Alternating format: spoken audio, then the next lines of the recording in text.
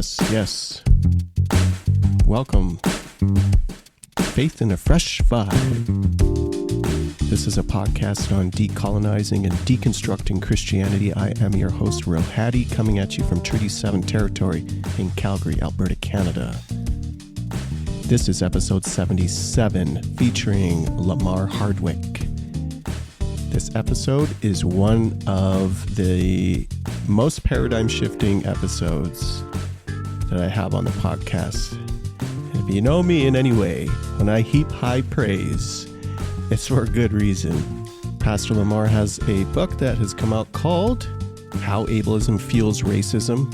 We dive into the key components of the book, and it gives you a preview for one you need to pick up. Don't forget to rate this show, share it far and wide. Just leave a review, pick up the books, and you know what? You can even ask your library to pick up books. Those count. Let's jump into this interview without further ado. The first question I ask all visitors is to situate themselves on the lands in which they are. So, Pastor Lamar, where are you? I'm in the U.S., in the Atlanta area, actually about Georgia, which in the Atlanta area, which I live in Noonan, which is about 30 minutes south of Atlanta, south of the airport. And it's, from what I understand, the traditional lands of the Muskegee and the Creek is where my family and I live. Now, you are vocationally a minister up until very recently, where you've taken time off, but has that been your primary vocation in life? Yeah, for the last 25 years. Yeah. So originally when I graduated from undergrad in 2000, I spent a little bit of time doing, just work out of college, doing retail. But soon after that, I entered into seminary and then entered into ordained ministry, and have been in some capacity or another working in ordained ministry, whether as a youth pastor, young adult pastor. I actually spent a few years, maybe about almost 4 years, as a hospice chaplain. For the last 25 years, I've been in some form of ministry, primarily pastoring churches. So I'd say the last 15 plus years have been pastoring 2 different churches. And then I also planted a church that I pastored for almost 4 years while I was doing hospice chaplaincy, which was pretty tough doing both. But so, yeah, I've been doing this about 25 years. Even doing one part-time would be wild. Yeah, I wouldn't recommend it. I was introduced to your work finding your book Disability in the Church, which came out in 2021, which was positioned to, I felt, leadership and really getting down into, as the tagline, the vision of diversity and inclusion. How did that book sort of lead into, or they are connected in some ways, but perhaps it didn't lead into the current one that's available this month, February 2024, on ableism and racism? Yeah, so initially when I set out to write Disability in the Church, it was sparked from, I had just started kind of speaking on the conference circuit for disability ministry conferences, which at the time, back in 2016, 2017, 2018, there weren't many of them. But I actually did a talk about disability and diversity. And I talked about how the largest minority group in the world are persons with disabilities. And it's the only, well, I shouldn't say the only, one of the very few minority groups that you can actually become a part of at any time for any reason. And so I was making the connection between, slightly making the connection between disability and race. A lot of the work that I do, even the PhD work that I'm doing now, is on the intersection of disability, race, and religion. And so I wanted to introduce that concept. So Disability in the Church was a way to introduce pastors and leaders, but really also congregants. Give them something in their hand that's easy to read and something that they could go and give to their pastors and leaders. Yeah. And in that book, I opened the box just a little bit about the connection between disability and race. I had a sort of a master plan in mind to sort of write a trilogy of books, Disability in the Church being the first, how Ableism Fuels Racism, the one that's coming out, and then eventually get into more specifically the legacy of the historically Black church and its influence on civil rights, which actually influenced disability rights. And then think about what are some of the things that we can learn and what are some of the ways that even the historically Black church can sort of address its own internalized ableism. So when it's all said and done, it's sort of a trilogy of books that I want to put out. And I'm actually working on the third now. That's amazing. As you're saying that, okay, here was the plan. I'm going to start off, and the plan was 3 books, and it's unfolding. That is from like a writer's perspective, from just a visionary perspective. That is awesome. Let's jump into the second one, or the most current that's coming. It's you can order it right now, on how ableism fuels racism. Disability is something that is now closer to home for our family, as my partner's now disabled, and learning as an able-bodied person of the intersection of disability. And the connection, however, of racism and ableism was not one I had immediately made. And even in my own book, when I spoke of white supremacy and doing just a cursory historical look at the roots, the foundations of the problems that disconnect a lot of folks in church contexts, I name those bedrock components as white supremacy with a side of patriarchy. I had ableism in the mix throughout the book, especially as it was written within the start of the pandemic. But I did not connect the dots in the way that you have. And for that reason, it has become your book has become a paradigm shifter for me, and has forced me to, it hasn't forced, it's invited me to think and look at ableism and disability in different ways. There is an opening line, and it reads, "The challenge in dealing with racial bias is understanding that racism cannot exist without ableism. Disability discrimination is at the heart of racial discrimination because the actual business of slavery is the business of bodies."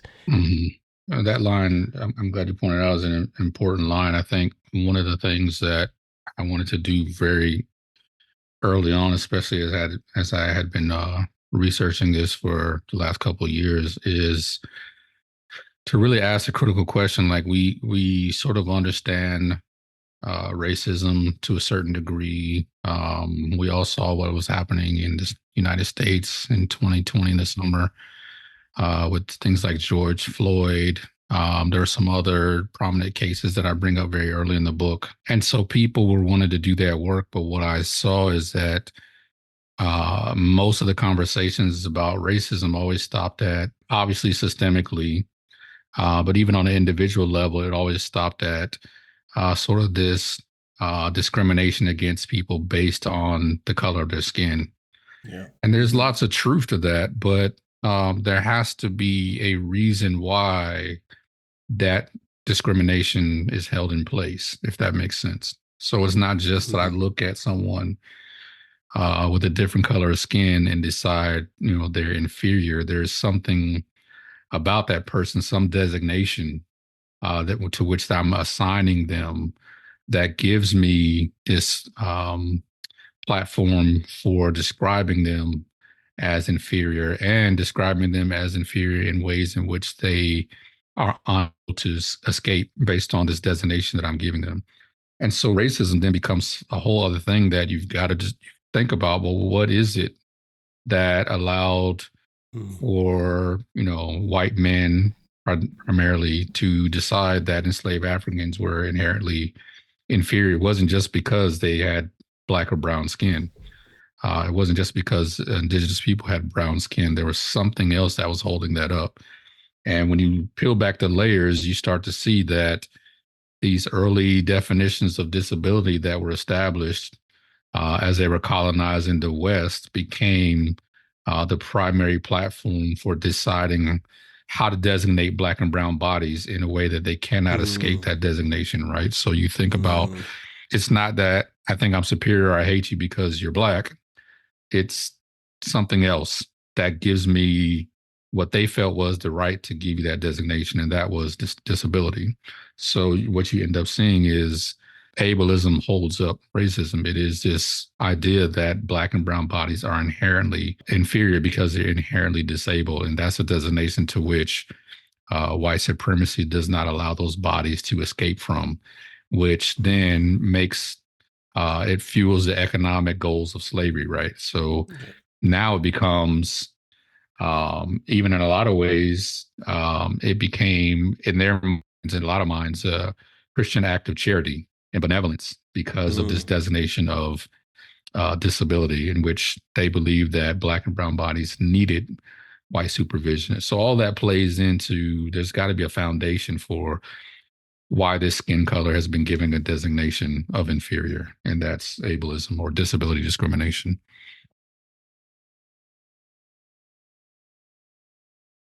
I got to pause and then sit with that and sit with that and sit with that.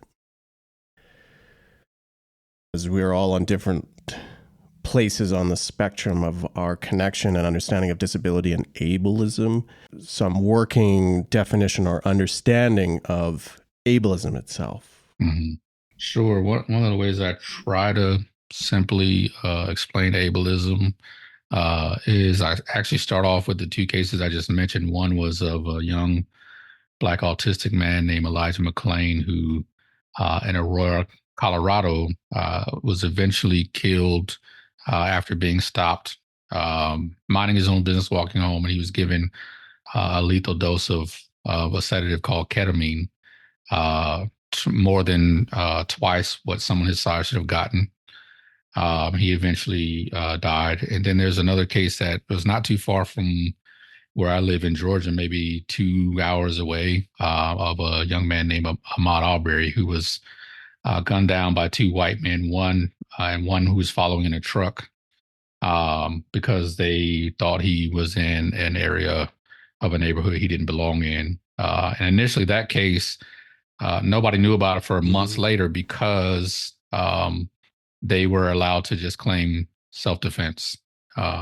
So the reason why I bring those two cases up is to try to give a story about ableism. So the basic definition is ableism is, akin to racism, sexism, any other ism. It is basically discrimination against people with disabilities who are not, quote unquote, considered able-bodied or do not possess what society deems as normal bodies, right? So it's sort of a standard definition.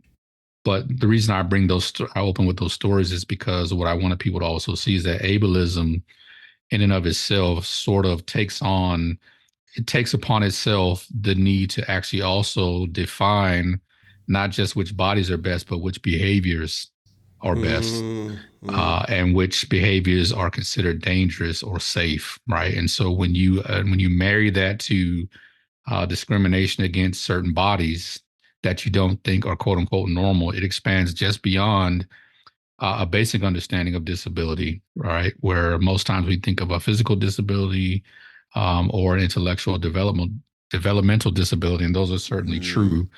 But what ableism does is it decides which bodies are best, which bodies are where they're placed on the hierarchy or the caste system.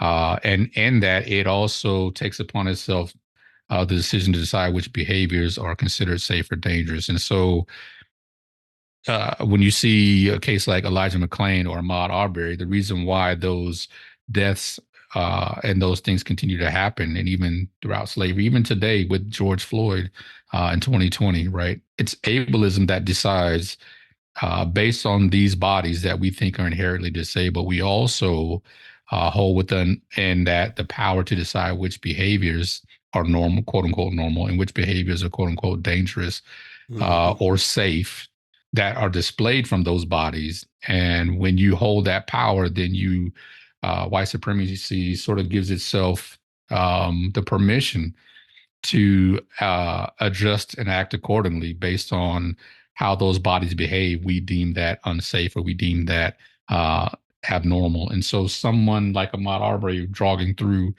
a neighborhood, or someone like Elijah McClain, who are both Black, walking down the street, ableism says we get to decide whether or not your behavior is safe, and we get to decide what to do about that behavior because your body is not normal, regardless of how it functions, regardless of how its capacity, regardless of its competency. When you label certain bodies inherently disabled, you also give yourself the power to decide what those bodies should be doing and how they should behave, and the power to also act accordingly. And so this is why you continue to see, unjust killings, because ableism is at the root of that.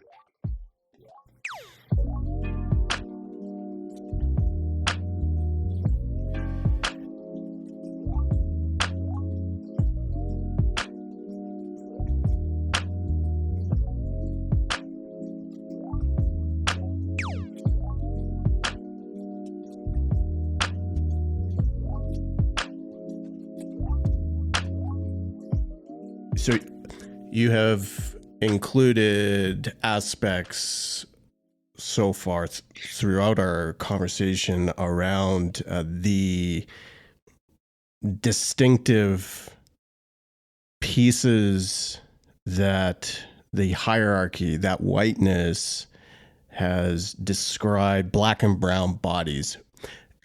Can you draw in what are the aspects to name these clearly and coherently in one space? What are the aspects in Black and brown bodies that make them abnormal to the normative? Yeah, so that's a great question. Primarily, just based on my research, it would be actually it's a very broad thing, so it's hard to narrow down. But primarily, what I saw was what made them, or at least what at least early Puritan culture and theology, as it was establishing the colonies, it was mainly intellectual disability. Now, the reason why that is because if you do a lot of research and you look at how various areas are colonized, even if you talk about indigenous people in the West, there's this sense in which white supremacy labels everything that is not centered on the way that they shape the world as ahistorical, right? So you look at whether it's indigenous people or African people, this is the reason why a lot of religion was used, because they looked at African traditional religions as something that was barbaric. They looked at indigenous spirituality as something that was barbaric, primarily because they labeled it as ahistorical. These people don't have a real history, a real language, a real past, a real culture, a real society. Whereas we have language, we have structure, we have. I mean, that was the ethos of Puritan theology, right? Is this ordered, structured world that they believed that God created, and so everything that didn't sort of fit into that was considered ahistorical, which then translates into, for lack of a better term, intellectual disability. So the vast majority of what colonization used as a way to designate these Black and brown bodies was to say that they're intellectually, and even in a lot of ways morally, there's moral deficits there, but most of it was intellectual, to say these people are ahistorical, therefore they don't have culture, language, they don't have a background or a history worth speaking of. And so obviously they are intellectually deficient. They don't, they're not able to process and think and ration on the same levels as us. And that translates in all levels to talking about emotional deficits, spiritual deficits, moral deficits, right? And so you start to later see physical disability come in, but a lot of that is actually the result of the transatlantic slave trade, just the sheer brutality of how they treated those black and brown bodies, created lots and lots of physical disabilities, whether it was traveling over from Africa or the ways that they treated the bodies in the beatings and the rapings, those types of things. But primarily it was intellectual. I value that you are laying historical foundation for listeners to springboard from, and this is calling listeners to reshape their understanding, not merely around racism, but around disability and ableism, and the formation of their own faith, the roots of their faith, and how it was from the DNA.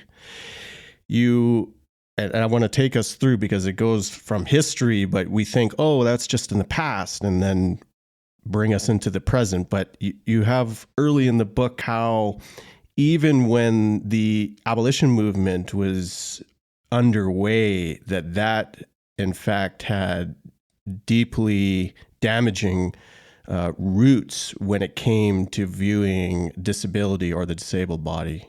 Yeah, what I was hoping to show there is that ableism and this idea of disability being something that was problematic, it was something that permeated every discussion about slavery. So it wasn't just pro-slavery who talked about and used disability imagery to justify his position. So abolitionists and anti-slavery. And so they also held pretty much the same viewpoint that black and brown bodies were inherently disabled. Now they wanted to use that disability imagery and designation as a way of prompting people and encouraging people to end slavery, but yet and still the same, they still had this basic same position. There was never an ethos of equality as you see throughout that movement. Even if you talk about all the way up until, which I don't really touch in the book, but even if you talk about all the way up until the Emancipation Proclamation and freeing the slaves and how Lincoln is considered this great hero, Lincoln himself still didn't believe that black people were equal. He still believed that they were intellectually inferior. It was more of a political and business decision, right? And so that just tells you how ableism permeated all of the discussions around Blackness. Even those who were trying to advocate for the freeing of enslaved Africans used disability imagery. And they also used disability imagery to describe the institution of slavery itself, right? And so disability was something, and ableism was something that was used heavily, and disability was something that was looked at as very something that was very negative, right? To the extent that even when they described abolitionists described the institution of slavery, they would use terms, maybe not terms that we would use today that would describe disability, but they would use terms like it's this monstrous institution. They would use terms that are synonymous with intellectual disability or deficits to describe the institution of slavery itself. And so you really could not escape disability and ableism as you're talking about its attachment to Blackness, because every person, every organization, everyone involved at the time leaned heavily on disability imagery and language to make their point. I even talk about even there's some internalized ableism that's going on with enslaved Africans. If I talk about some of the fugitive slave narratives, and a gentleman who writes a fugitive slave narrative, and he writes, if you purchase this book, you will receive the blessings of a blind man's prayers, right? And so that just tells you how deeply it permeated the whole institution. And so that's one of the reasons why I tell people that you really cannot separate disability and Blackness and ableism and Blackness, because it permeated the entire system that brought Black bodies to this country from all aspects. And so it is deeply and I don't want to say eternally entangled, but it is entangled in a way that is very difficult to separate, because there wasn't any one side that did not use disability language and disability imagery to attach it to Blackness. It would be too easy to take your words and consider them aspects of the past. Mm-hmm. So when we speak of the foundational elements of anti-Blackness and then the connection points of racism to ableism and a participating church in the midst, and a participating church of the dominant white church in various different traditions, that DNA of the disabled body or the perception of who is disabled, that DNA doesn't go away with ease. And in fact, I don't know how many churches are in the, when I look at contemporary evangelicalism, just to use the biggest example, Mm-hmm. they can barely have a conversation around racism, let alone disability. When we think of segregation, desegregation, civil rights movements, in what manner is the church still and has continuously perpetuated these harms around a false narrative of that caste? Yeah, good question. Because you're right, a lot of people will dismiss it and say, "Well, that was the late 1800s, early 1900s." Yeah. Look how far we've come. Yeah, and so I make careful consideration of that to address it in the book. So there's two ways that I address it. One is actually a landmark legal case that heavily influenced the church's ability to exempt itself from the ADA.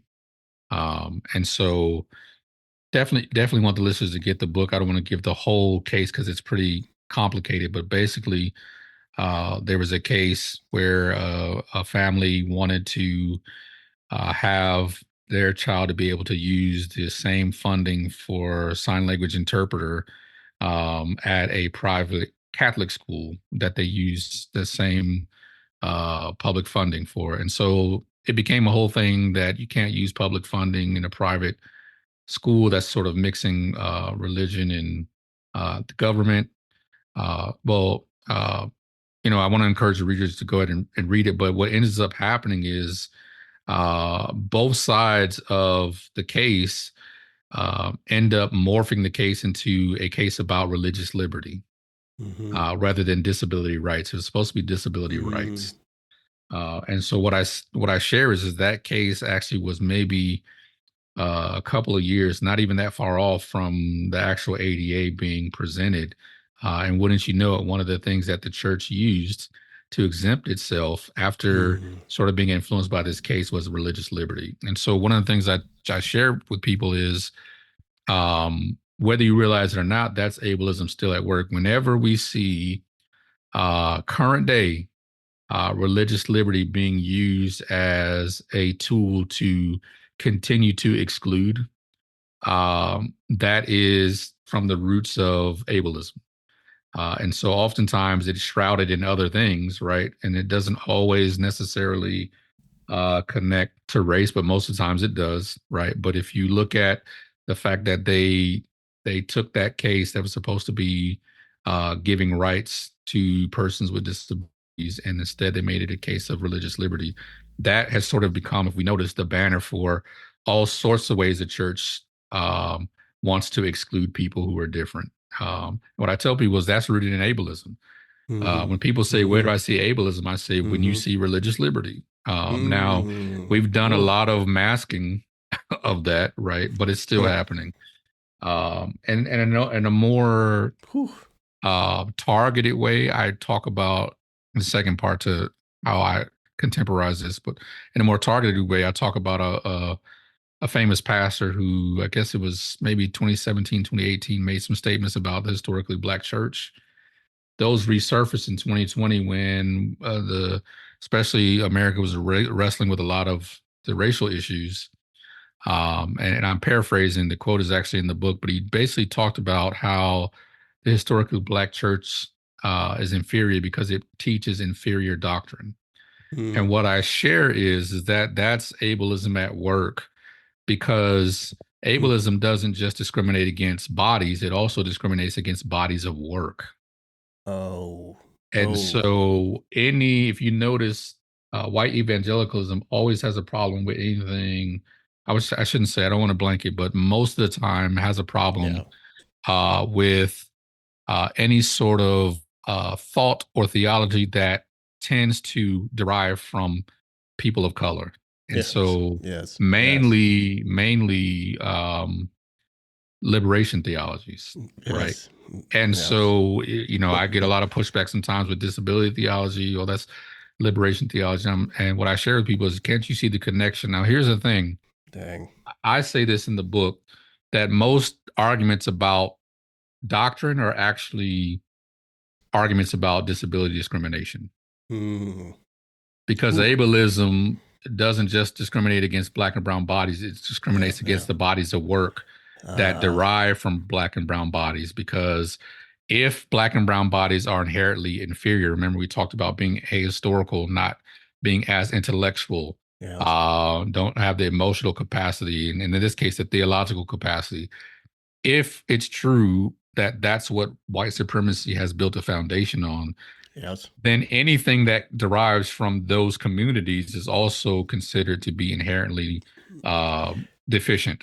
Yes. And Yes. so Must be. Yeah. it's not surprising then that you would see a pastor say something like that in this day and age, and Yeah. talk about the Yeah. deficiency of the black church, because it's not just about race, and it's not even about doctrine. It's about disability discrimination. It's about Whew. saying black and brown bodies can't possibly formulate a meaningful theological Mm-mm. position because they're inherently and intellectually disabled, and that's where that Mm. comes from. Whew. Dang. And as an aside, as are naming, you are pulling into the light these aspects that are still pervasive within church leadership, within just the ethos and the DNA of dominant Christian traditions in the West. It's why the possibilities of finding new ways of being without first looking for leadership by those on the margins just Mm-hmm. ain't going to work. Mm-hmm. Another contemporary example that you write about that brings it home into a today moment is the manner how religion and race define health, or Mm-hmm. whatever health might mean. Yeah, and that actually, you can trace that uh, historically, just like I traced the historical roots of early Puritan theology and its definitions of disability, right? And so, one of the things that I share with people is that the kind of working model of disability, the definitions of disability that we've all sort of been exposed to, were not indigenous, right? Hmm. And so those ideas about bodies and about how bodies should function, and Hmm. how bodies should contribute to the economic goals of colonization, those were That's right. ideas that Yeah. were brought here. So even if you Yeah. look at indigenous people, right, they didn't have the same definitions of No. what it meant to be disabled. For Yeah. them, you were only quote unquote disabled as far as you didn't have a community to support you. So Oh, yes. you see a large discrepancy there between uh between Different what world. different worlds, right? Between what early Puritan theology brought and what was Dang. indigenous. And it was much more individualized when you start to look at it. And so you start to Oh, see yeah. early definitions of disability forming based on this ideal that was brought over. And so one of the things we have to do first is zoom out and say, for those who are coming over to colonize and start this new world, one of their primary goals was to create a society in which they can insulate themselves from the perceived suffering they had under British rule, right? And so we're going to create a society that insulates us from being on the bottom. Hmm. And in order to do that, we're going to create categories and castes Yeah. so that we insulate ourselves from the perceived suffering that we had to go through, right? And so you start from there to start to see early definitions of what bodies should be doing to help meet those economic and cultural goals. Very early on, you see if women were unable to have children, they're disabled. If certain people weren't able to contribute to the economic goals, they were disabled. Now, some of it wasn't all bad, but they start to develop these ideas. Well, you fast forward all the way up until post slavery, moving into other things as the country was forming. You see that the church, primarily, religion, primarily Christianity, had a very heavy-handed influence on the defining of what it meant to be healthy, starting all the way back from we're going to decide who's disabled and who's not. Yeah, right. And so those definitions started to even shape more when the South was trying to distance itself from the North by saying, we have superior medical and healthcare because we're able to care for these enslaved Africans and these now free blacks in ways that the North can't because we understand their intellectual deficiencies, right? And so what you end up seeing is the church has a heavy hand. One great example, and I list three people that had a heavy influence, but one great example is John Harvey Kellogg. So we all know Kellogg, the cereal, not so great of a guy, but he was a heavy influence in the Seventh-day Adventist church. He was also a surgeon. He eventually leaves the church because they felt like his occupation as a physician was getting in the way of his ability to lead the church. But at this point, the influence was already set. One of the things that he did, which is still very much the way that healthcare is shaped now, is he believing, like many others, that these now free Africans were intellectually inferior, even anatomically, their bodies were inferior. He thought we have to create a system of health that's going to help us outlive these people now that we can no longer own them.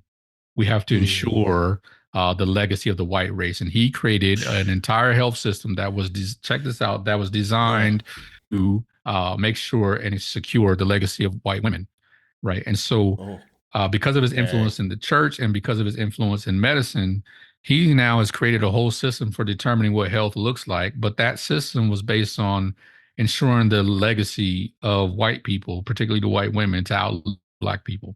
What we don't often realize is that some of those and many of those same health standards are still in practice today. And the ways in which we decide and determine what healthy is, things like BMI, other things that we still cling to, were never actually standards of health and measurements of health that were designed to help people of color to assess their health. It was designed to ensure the legacy of the white race. So what I share is there's no wonder why you have significant portions of people who are in Black and brown communities who always fall into what is often labeled as pre-existing conditions or other ailments that seem to plague minorities. Well, when you create an entire health system that wasn't designed to assess their health, you're always going to have brown and Black people who seem to overly populate areas. And we saw that with COVID, right? So, here in the States, Black people were disproportionately dying from COVID.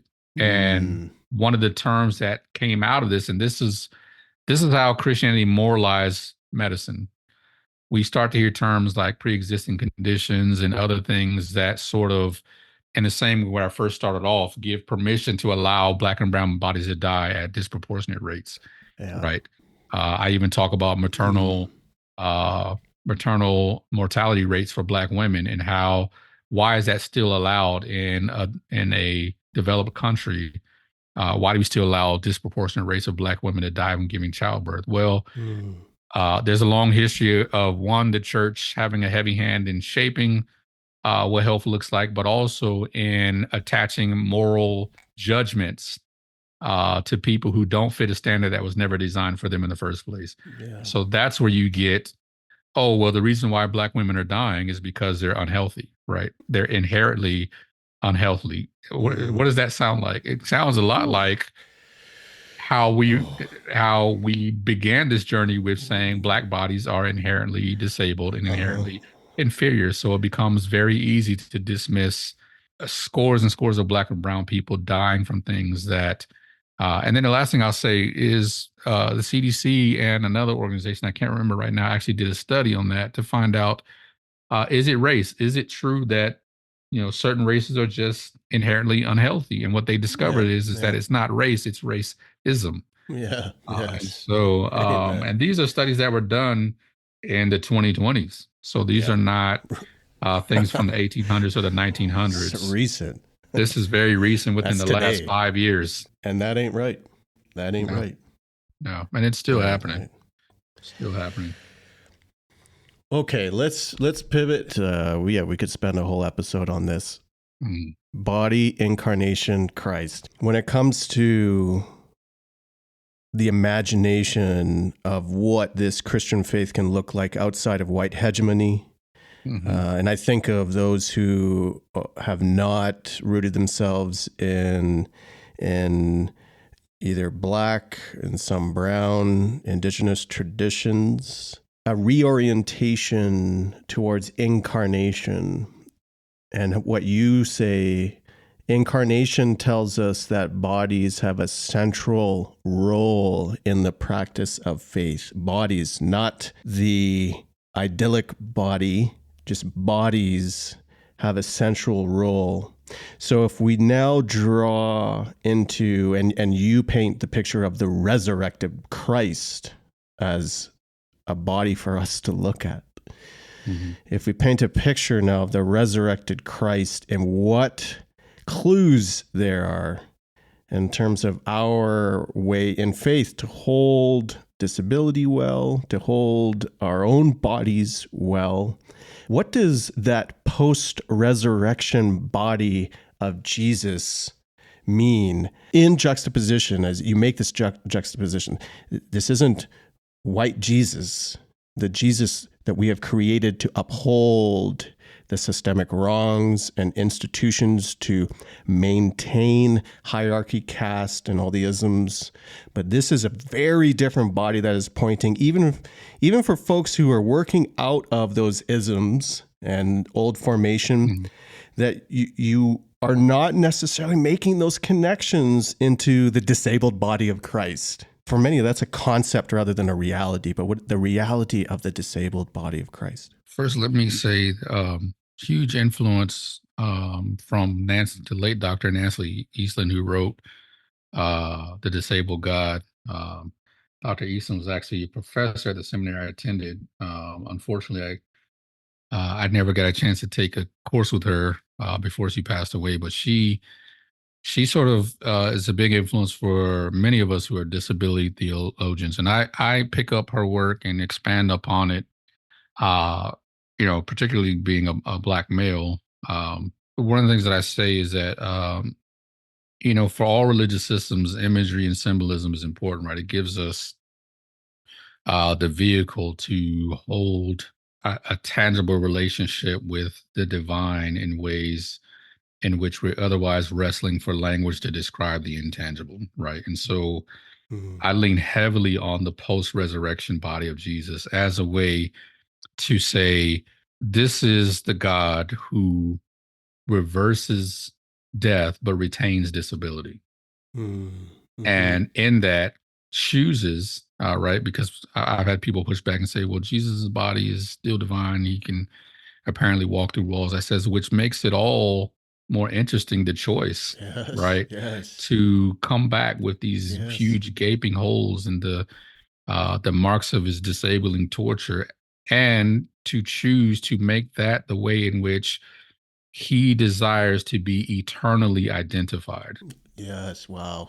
Even if you look into Revelation, it talks about, and I talk about this in my previous book, Disability in the Church, where he talks about the lamb that was mortally wounded yet still stands, and yet is the only one worthy. And so what I share is that gives us a very unique, imaginative, yet tangible expression of God that we can hold on to as the God who commits to solidarity with the human experience by Right. reversing death, yet Right. retaining disability, retaining and Yeah. using those limitations that were pressed upon him as a way to be eternally identified as a God who is in solidarity Mm. with the disabled, with the oppressed, with the downtrodden, with the marginalized. And this is the way that Jesus desires to be eternally identified. And when you see me, I want you to see my solidarity with the human experience Phew. and human limitation and disability and oppression. And that is a very distinct, intentional, but also very tangible and inspirational decision that he makes in order to publicly claim solidarity with the human experience. And so what I share with people is that one of the challenges and why people seem to push back against that is because of our ableism, right? Yes, I absolutely. tell people even if you take the Bible, and most people say they take the Bible literally, but Yeah. they really don't, We know right? what they mean. Right. But I say, okay, so, and I've had this conversation with people who push back on Jesus as a disabled God. I said, well, if you know what a Roman crucifixion really did, not these pictures that we show, and if Right. those wounds weren't healed, he was definitely disabled, Mm. literally. Yeah. We can't Mm. escape that Mm-hmm. that part of it. So, what is it in us that makes us want to erase that image of God? Why are we so Mm. uncomfortable with the image of a God who reverses death but retains disability? And what I tell them is that is, if you don't know anything about ableism and how it impacts your theology and your view of self and others and God, wrestle with Jesus as the disabled God. Because one of the reasons why why most people reject that is because of an internalized ableism. And what I share in the book is that Jesus never asked us to fix him, right? So if you think about Mm. uh, Mm. real quickly, two models of disability. One is a medical model that basically says, and I talk about this in the book, that basically boils disability down to a biomedical issue that is an issue with a person's body and that person alone. Yeah. Yeah. There's something about you that we need to cure, and we need to find out the cause of that, and we need to fix that. Then there's a social model, and I'm simplifying this, but Yeah. then there's a social model that says that it's not just about the person's biological needs. There is a way in which society socializes with and views disabled people that is often more disabling than the quote unquote impairment itself. And so, what I tell people is that Jesus is very much the victim of the medical model, just as many disabled people are today, right? Mm. We need to fix you. We're Mm. uncomfortable with the disabled Yes. post resurrection body. And so, what I say in the book Ooh. is we filled in the proverbial holes in Jesus' side and hands with all sorts of Yes. ideas don't match the post resurrection Jesus of the text. And so Mm-mm. that's where you get warrior Jesus and winner Oh. Jesus and violent Jesus, and Yeah. Yeah. we Yeah. filled in the proverbial holes because we Wow.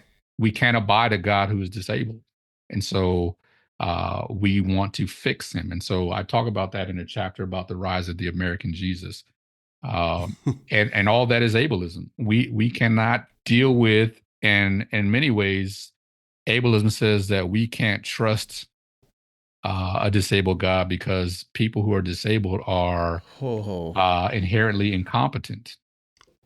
And Oh. so, in order for us to have a God in which we can trust, we need to fix him. We need to heal Jesus. And the problem is, Jesus didn't ask us to fix him, he asked us to follow him just the way that he is in his post resurrection body that bears the marks of disability and is still worthy to be the one who claims solidarity and invites us into this role in his kingdom of pushing back the darkness. But that's ableism. I tell people, if you ever struggle with whether or not you're ableist, look at the post-resurrection body of Jesus and ask yourself why you're so adamant that those were just wounds akin to a scar from a kid who fell off the bike when he was 8.